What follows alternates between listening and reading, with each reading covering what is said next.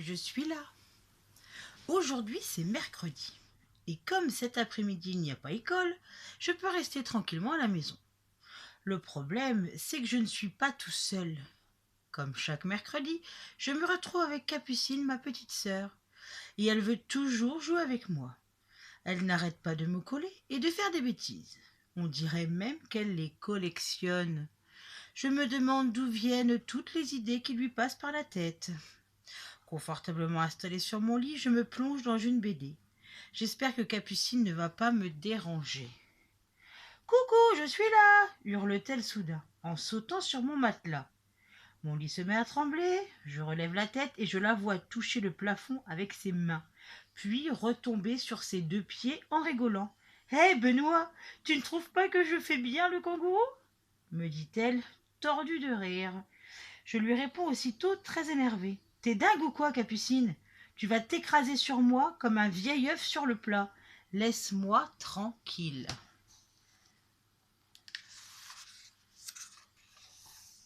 Je n'ai eu droit qu'à 2 minutes de répit. Cette chipie surgit de nouveau dans ma chambre. Qu'est-ce qu'elle va encore inventer? Coucou, je suis là. Alors, vieux pirate, viens te battre contre moi si tu oses. Une épée en bois est pointée vers moi. Un œil malicieux me défie, l'autre est dissimulé sous le cache-œil d'un déguisement de pirate. Je lui réponds d'un ton sec en prenant une voix de gros dur. Oh là là, laisse-moi lire tranquillement. Je replonge aussitôt le nez dans ma BD, bien décidé à ne plus le relever.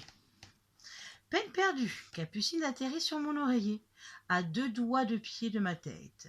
Puis elle se met à me chatouiller, histoire de me déconcentrer. Coucou, je suis là, dit-elle en continuant de m'emprisonner avec ses pieds. Cette fois-ci, je hurle. Mais fiche-moi la paix! Qu'est-ce que j'ai bien pu faire pour avoir une petite sœur pareille? Je n'avais pas commandé ça à maman et papa. Depuis qu'elle est née, fini la tranquillité. Ouf, Capucine se carapate dans le couloir. Me voilà débarrassée de ce marsupilami.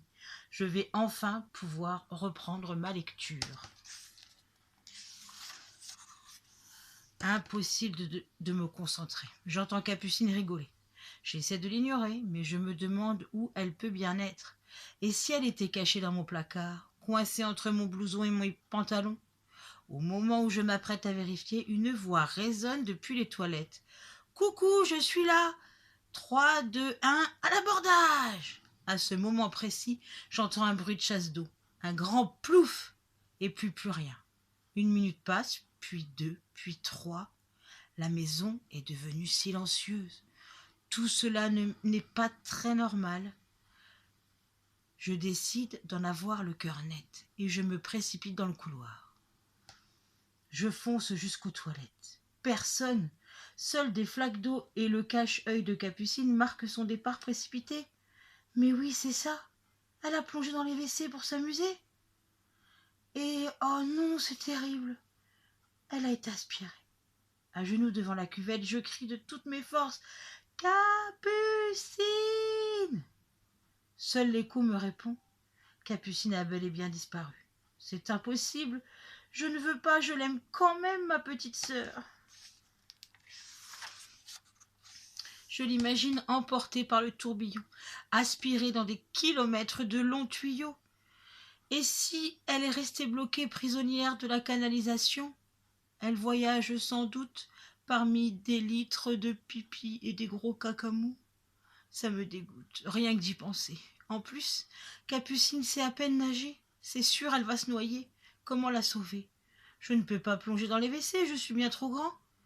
Et voilà que je commence à sangloter. C'est alors que j'entends un joyeux « Coucou, je suis là !» Je me retourne et je la vois suspendue par les pieds en train d'imiter le chimpanzé. « Ah ah ah, je t'ai bien eu !» dit-elle dans un grand éclat de rire. Je suis tellement surpris que je reste sans voix. C'est vrai qu'elle m'a bien eu. Elle a réussi à me faire super peur. Infatigable, Capucine me lance du haut des escaliers. « Alors, vieux pirate, t'es capable de m'attraper ?» Cette fois-ci, je ne me fais pas prier et je me lance à sa poursuite en riant. « Grrr, prépare-toi à la plus grosse attaque de chatouille de toute ta vie !» C'est sûr, je finirais vraiment par m'ennuyer si ma petite sœur n'était pas là pour m'embêter.